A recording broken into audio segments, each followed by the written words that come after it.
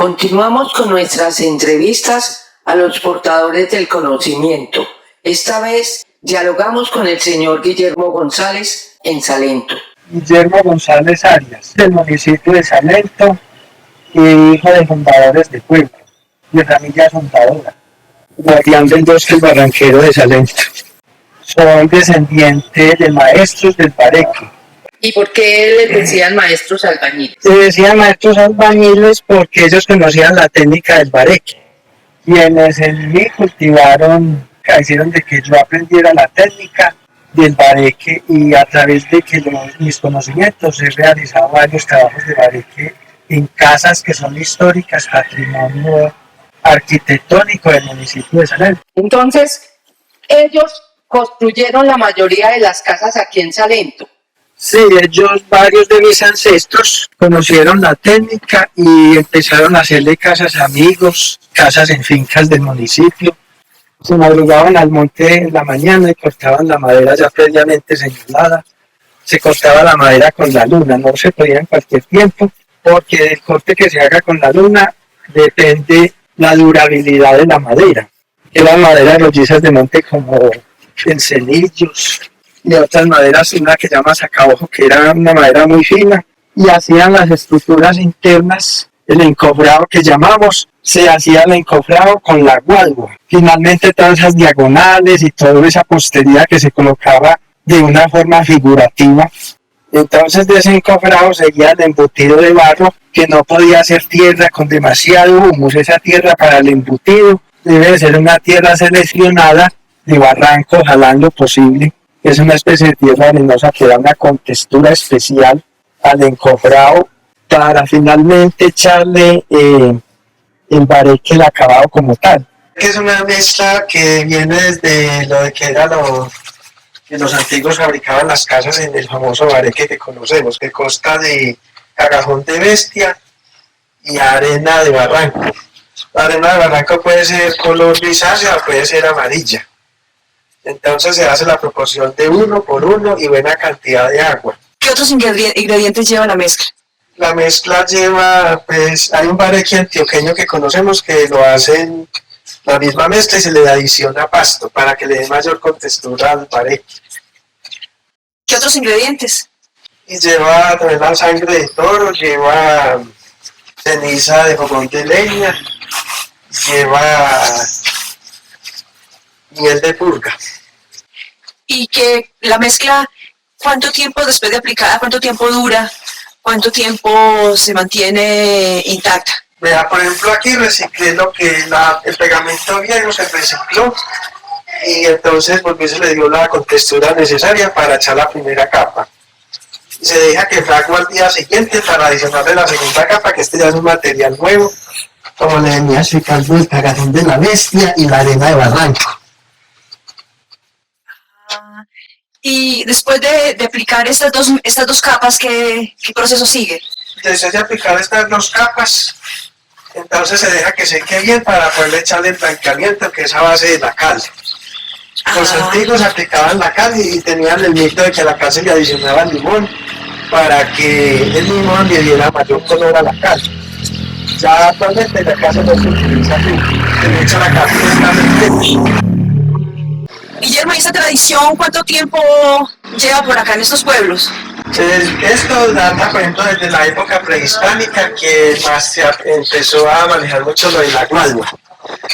Entonces, si hacía, por ejemplo, también hay que partir, volviéndonos un poquito a la estructura interna para yo poder aplicar este bareque, que era el barro bien pisado, y se encobraba con guadua y con maderas muy finas como era el caracolí, el sacaojo, que eran maderas de la región.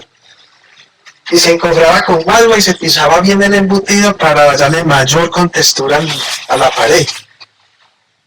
Y esto pues es antisísmico, porque esto, por ejemplo, son casas que sobrevivieron al terremoto del eje cafetero. Y mire, con unos puntillones muy grandes, muy finos, que ellas lo que hacen es ceder en los movimientos sísmicos. Y esto el bareque hace que eso sea antisísmico. Y también, por ejemplo, se destaca mucho que estas casas eran amarradas con un tipo de bejucos llamados teteperro, que se extraían del monte y que pues como se reproducían tan fácil, no había una mayor depredación, entonces los nativos los amarraban para que la estructura todavía quedara más firme. Y por ejemplo, las paredes de los tapiales, que también hace mucha falta conocimiento al turista y a todos los que les interese el Bareque, las tapias. ¿Y qué es una tapia?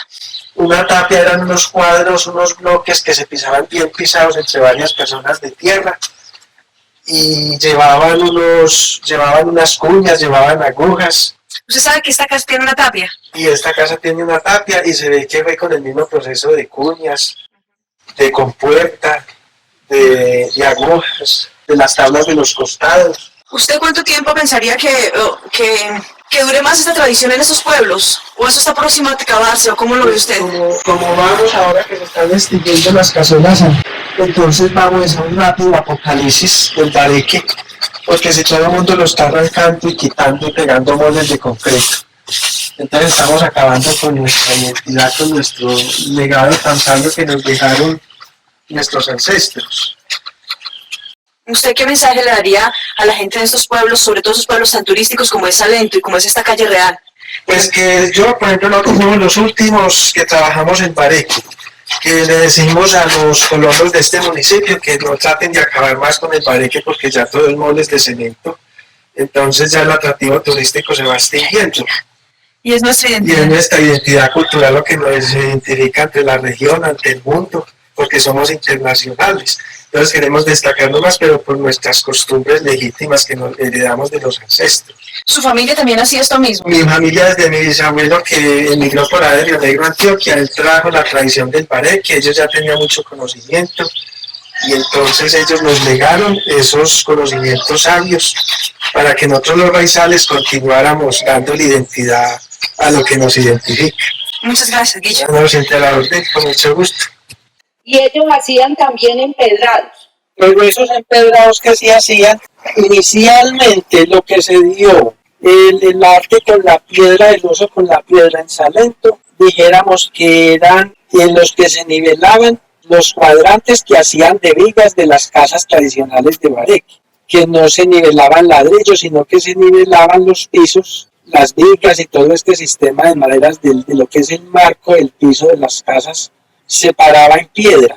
Entonces se le daba el uso a la piedra, que eran unas piedras de un buen tamaño, para parar las cuartonerías, las vigas de los pisos, donde finalmente iba anclado el piso de tabla. Piedra que estos maestros la cuadraban con todo lo que es la maestría del arte de construir. Era una piedra que quedaba nivelada y así si era un temblor, un terremoto fuerte, las casas no se dislocaban, porque en el terremoto permanecieron en su sitio por la misma sismoresistencia que tienen estas casas, desde que va la piedra y el cuadrante que va ahí, hasta el acabado en amarre con bejucos y puntillas, y un plomo que los maestros trabajaban muy especial, casi que era un plomo y abajo.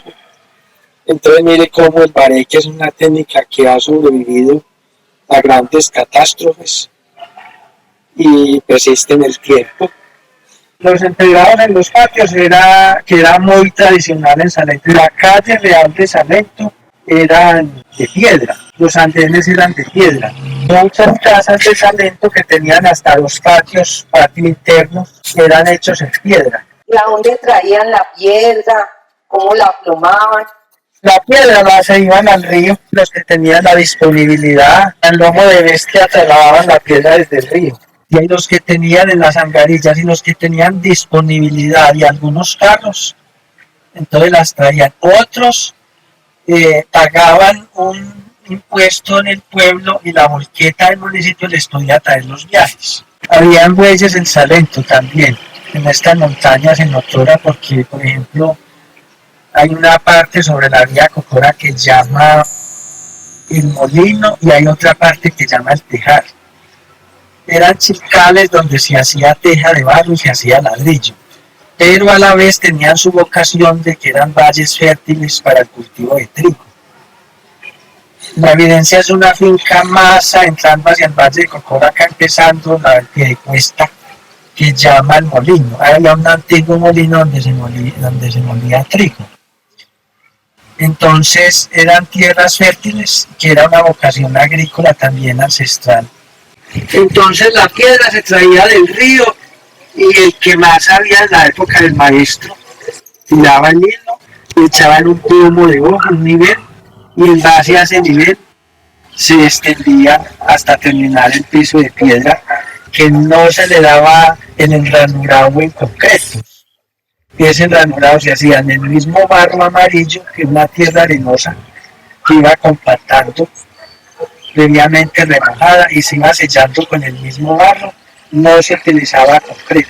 Inclusive las mismas calles de Salento inicialmente fueron ranuradas con un barro muy fino de barranco, una tierra arenosa que no está contaminada. Y con eso hacían sus lechadas de barro y ranuraban. Pero se dice que también muchos maestros de la época ya manejaban la cal para que estas maderas de los pisos y la piedra no tuviera humedad, entonces hacían mezclas con cal y barro, y eso da una estructura que compacta muy fácil. En nuestra próxima emisión hablaremos de los andenes, de las baldosas y otros elementos artesanales presentes en la arquitectura del Bareque. Colombia, potencia de la vida.